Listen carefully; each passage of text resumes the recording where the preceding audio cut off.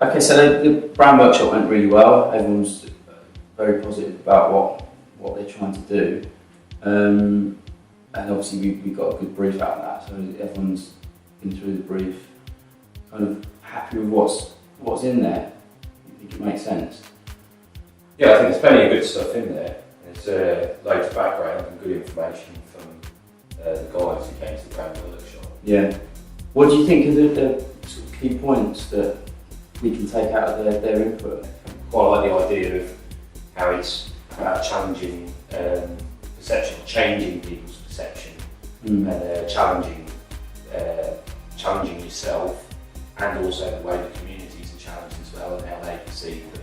I think that's important, because it's this idea of you do it first yourself. You have to change the way you feel about yourself before other people will look at you differently. Yeah, and I think there's something in an idea about shift. There's definitely a shift in how people see you. I think it's good. Yeah. Okay. Yeah. Anything else you took out of it? I personally quite like that thing that Gareth was talking about with the game. Life is a game. So whether there's something in the rules visually, something to do with the game, or yeah, I think he was quite interested in this idea of almost like life being a game, and understanding that there are ways of playing it. I think there's a risk of that coming across as too simplistic, but visually, I think it could give us quite an interesting starting point. Yeah, way in with visual language. Yeah, and I'm wary of going too near to sort of a sports feel as well, because I think that's something that we could easily stray into if we're not careful, and it kind of almost reinforces a bit of a stereotype about young people. There's lots of other activities in there, isn't there? It's not just sports. Yeah.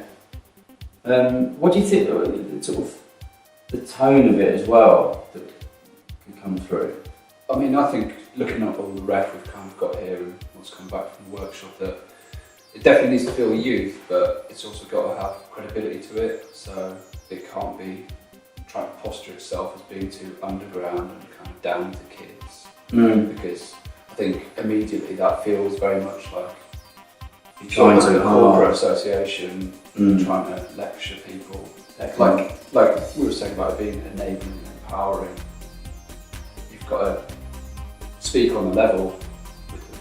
I think the thing is, it's got to be a credible brand, hasn't it? And by doing that, you don't achieve that by trying too hard to be, we're like you, we're one of you sort of thing. But at the same time, we need to try and get a bit of that. It needs to feel like there's some ownership over it, but it's not just, it's not a government thing that's being. No, I think it's honesty, having a bit of honesty about it. Like speaking to them in a way that they understand, but without being condescending about it. Exactly. Yeah, that's one of the things that really came out, is no street language and no graffiti. So yeah, the usual pitfalls that you kind of you fall into, and thinking that's how you should speak to youth. And what about the case studies that they picked out, the kind of example brands that they thought were right? So I thought they were quite interesting choices. I mean, they were talking about, in terms of clothing brands, they were talking about North Face, Moncler, Berghaus, and North Face in particular coming through as a brand that they wear and buy into. And I thought that was interesting, because obviously it's an outdoor brand. To a certain extent, it just kind of it does what it does. It's very good technical gear, which is really what you want out of a brand. Is like, do what you do well, but it is a very strong brand as well. And obviously they're doing a lot more crossover kind of sportswear and streetwear, aren't they? Yeah, they just don't try too hard, do they? The quality comes through. I think but they are a little bit different as well. It's kind of subtle, isn't it? They don't have things emblazoned everywhere. It's like a little mark on their clothing and the things that they do. I think that's that little seal of quality that they've got with them, isn't it? And the thing I think that's always been interesting is the placement of it as well, because they were the first people to put the logo on the shoulder or on the back of the coat, so that if you're outdoors climbing or something like that, you know, you see it on the person in front of you.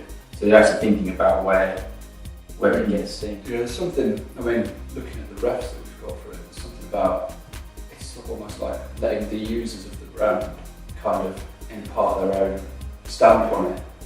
You know, the pieces we've got, it's all quite minimal and honest and simple. It just does kind of what it says on the tin. The size, I think, was an interesting one as well, because they've picked out that, and I think Shay thought it was an independent, and obviously it's owned by JD, but I think they hide that quite well. I think they really present themselves well as an independent.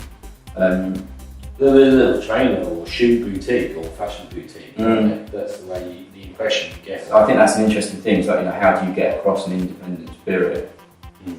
And the other thing, you know, we talked to them about music artists and acts, and they, you know, the brand that they sort of picked out was One Extra, which again I think was an interesting one, because it's a brand that we know well, because we work with a lot, but being something that comes from the BBC is like a big corporation. We've always had a bit of a struggle, I suppose, through the years to present it as something credible and not have people kind of think, oh, it's the BBC, it's not for me.